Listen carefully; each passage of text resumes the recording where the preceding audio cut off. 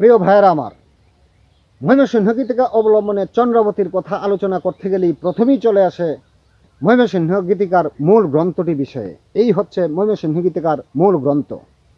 এই গ্রন্থের মাধ্যমে আমরা চন্দ্রাবতী সম্পর্কে জানতে পারি। এই গ্রন্থটি হচ্ছে বাংলাদেশের একটি অমূল্য সম্পদ।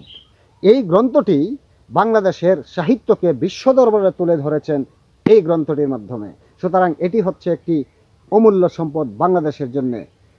ময়মনসিংহ গীতিকা, ময়মনসিংহ গীতিকার সংগ্রাহক ছিলেন চন্দ্রকুমার দে, কেন্দ্র থানার বাড়ি। যাক, আজকের আলোচনা আমার আজকের আলোচনা এই ময়মনসিংহ গীতিকা নিয়ে নয়। আজকের আলোচনা হচ্ছে চন্দ্রাবতীকে নিয়ে। চন্দ্রাবতীকে নিয়ে আমি আলোচনা করব। তো চন্দ্রাবতীকে নিয়ে আলোচনা করতে গেলেই প্রথমেই চলে আসে তার জীবন কাহিনী। তার জীবন কাহিনীটিই হচ্ছে চন্দ্রাবতীর মূল আকর্ষণ। তো চন্দ্রাবতী হচ্ছে বাংলাদেশের একজন আদি নারী কবি, অর্থাৎ সর্বপ্রথম নারী কবি চন্দ্রাবতী। তার পিতার নাম হচ্ছে দ্বিজবংশী দাস। দ্বিজবংশী দাসও মনসামঙ্গল কাব্যের আদি কবি। বলা যায় যে মনসামঙ্গল কাব্যের আদি কবি, আদি না হোক প্রথম পর্যায়ের কবি। তাহলে দ্বিজবংশী দাস নিজেও একজন বিখ্যাত কবি, মনসামঙ্গল কাব্যের বিখ্যাত কবি। তার একমাত্র মেয়ে চন্দ্রাবতী, তিনিও বাংলাদেশের আদি নারী কবি। এই আদি নারী কবি সম্পর্কে আজকে আলোচনা করব।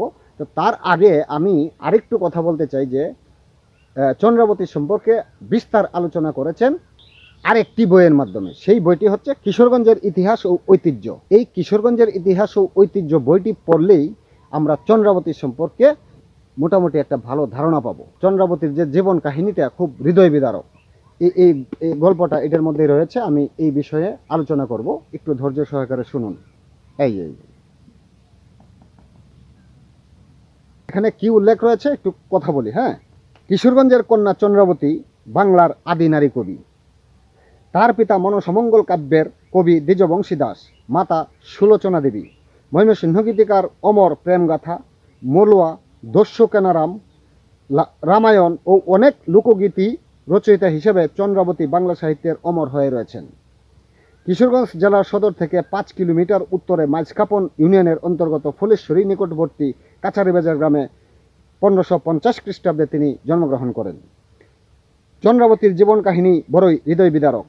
বাল্যকালে পিতার টুলে লেখাপড়ার সময় তিনি সহপাঠী একই গ্রামে জয়ানন্দের প্রেমে পড়েন। দ্বিজবংশী দাস কন্যার মনোভাব জেনে জয়ানন্দের কাছেই তাকে বিয়ে দেবার উদ্যোগ গ্রহণ করেন। উভয় পক্ষের সম্মতিতে বিয়ের তারিখও নির্ধারণ করা হয়। ঠিক তখনই আসে দুঃসংবাদ। জয়ানন্দের নিকটবর্তী গ্রামের কমলা নামে এক মুসলিম নারীর প্রেমে পড়ে ধর্মান্তরিত হয়ে তাকে বিয়ে করেছেন। বাল্যে প্রিয়জনকে চিরসাথী করে পাওয়ার আকাঙ্ক্ষা নিমিষেই চুরমার হয়ে যায় এবং চন্দ্রাবতীর জীবনে নেমে আসে বিষাদের ছায়া। দ্বিজবংশী দাস বিষাদগ্রস্ত কন্যার মনের শান্তি ফেরাতে তাকে অন্যত্র পাত্রস্থ করার চেষ্টা করেও ব্যর্থ হন। এমত অবস্থায় চন্দ্রাবতী পিতার নিকট দুটি বর প্রার্থনা করেন।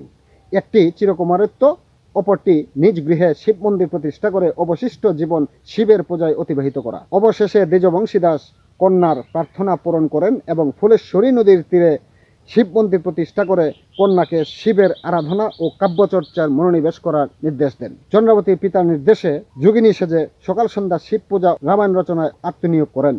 কিন্তু ঘটল জীবনের শেষ অঘটন। ভেস্তে গেল কবির রামায়ণ রচনা। সংগঠিত হলো এক বিয়োগান্ত নাটক। প্রতিদিনের মতো চন্দ্রাবতীর মন্দিরে বসে রামায়ণ লিখছিলেন। এমন সময় অনুশোচনায় অনুতপ্ত জয়ানন্দ চন্দ্রাবতীর কাছে ক্ষমা ভিক্ষা চাইতে আসেন। কিন্তু চন্দ্রাবতী জয়ানন্দকে প্রত্যাখ্যান করেন এবং মন্দিরের দরজা বন্ধ করে দেন। শত অনুনয়েও তার মন জয় করতে না পেরে জয়ানন্দ মনের দুঃখে শিব মন্দির গাত্রে শেষ বিদায় সূচক কয়েকটি কবিতা চরণ লিখে পার্শ্ববর্তী ফুলেশ্বরী নদীতে ঝাঁপ দিয়ে আত্মহত্যা করেন। চরণগুলো হলো: শৈশবকালের সঙ্গী তুমি, যৌবনকালের সাথী, অপরাধ ক্ষমা করো তুমি চন্দ্রাবতী, পাপিষ্ট জানিয়া মোরে না হইলা সম্মত, বিদায় মাঘী চন্দ্রাবতী জনমের মতো। দীর্ঘ সময় অতিবাহিত হওয়ার পর চন্দ্রাবতী মন্দির থেকে বের হয়ে জয়ানন্দের লেখা কবিতাটি দেখে মন্দির গাত্র থেকে এর চিহ্ন মুছে ফেলতে পানি আনতে নদীর ঘাটে যায়। কিন্তু সেখানে টুলের সহপাঠী বাল্য বয়সের খেলার সাথী জয়ানন্দের মৃতদেহ নদীতে ভাসতে দেখে তার মনের ভাবান্তর ও হৃদয়ের রক্তক্ষরণ শুরু হয়। তীব্র অনুশোচনার পর এক পর্যায়ে চন্দ্রাবতী ফুলেশ্বরী নদীতে ঝাঁপ দিয়ে নিজের জীবন বিসর্জন করেন।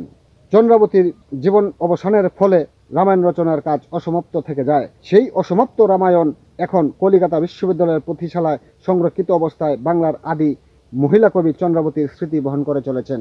দেখছেন চন্দ্রাবতীর জীবন কাহিনী কত হৃদয় বিদারক, কত নিষ্ঠুর প্রকৃতি। আমরা আলোচনা করব চন্দ্রাবতীর রচনা নিয়ে। তিনি রামায়ণ রেখেছেন, দর্শক কানারামের পালা লিখেছেন। এইগুলো নিয়ে আমি ডেডিকেটেড আলোচনা করব, ডেডিকেটেড ভিডিও ধারণ করব। চন্দ্রাবতীর মলুয়া এবং রামায়ণ অন্য সময় আলোচনা করব। আজকের বিষয় প্রায় শেষ পর্যায়ে। আজকে আরেকটা বিষয় হচ্ছে চন্দ্রাবতী নিজের লেখায় তার জীবন বৃত্তান্ত, তার জন্ম পরিচয় কিভাবে দিয়েছেন সেটি একটু উল্লেখ না করলেই নয়। ধারাস্রোতে ফুলেশ্বরী নদী বহে যায়, বসতি যাদবানন্দ করেন তথায়। যাদবানন্দ হচ্ছেন তার দাদা। ভট্টাচার্য ঘরে জন্ম, অঞ্জলা ঘরণী, বাঁশের পাল্লায় তাল পাতার ছাউনি। ঘট বসাইয়া সদা পূজে মনসায়, খুব করি সেই হেতু লক্ষ্মী ছাড়ি যায়। দ্বিজবংশী বড় হইল মনসার বরে, ভাসান গাইয়া তিনি বিখ্যাত সংসারে। ঘরে নাই ধান চাল, চালে নাই ছানি, আকর ভেদিয়া পড়ে উছিলার পানি। ভাসান গাইয়া পিতা বেড়াননগরে, চাল করি যাহা পান আনি দেন ঘরে। বাড়িতে দরিদ্রের জ্বালা কষ্টের কাহিনী, তার ঘরে জন্ম নিলা চন্দ্রা অভাগিনী। সদাই মনসা পদ পুঁজি ভক্তি ভরে, চাল করি কিছু পান মনসার বরে। দূরিতে দারিদ্রের দুঃখ দেবীর আদেশ, ভাসান গাহিতে স্বপ্নে দিলা উপদেশ। সুলোচনা মাতা বন্দী দ্বিজবংশী পিতা, যার কাছে শুনিয়াছি পুরাণের কথা। মনসা দেবীরে বন্দী জুরি দুই কুর, যাহার প্রসাদে হইল সর্বদুঃখ দূর। মায়ের চরণে মোর কোটি নমস্কার, যাহার কারণে দেখি জগত সংসার। শিব শিবা বন্দি গাই ফুলেশ্বরী নদী, যার জলে তৃষ্ণা দূর করি নিরবধি। বিধিমতে প্রণাম করি সকলের পায়, পিতার আদেশে চন্দ্রা রামায়ণ গায়। তাহলে চন্দ্রাবতী একজন অভাগিনী, তিনি তার কবিতাতেই উল্লেখ করেছেন। আরো বিশাল আলোচনা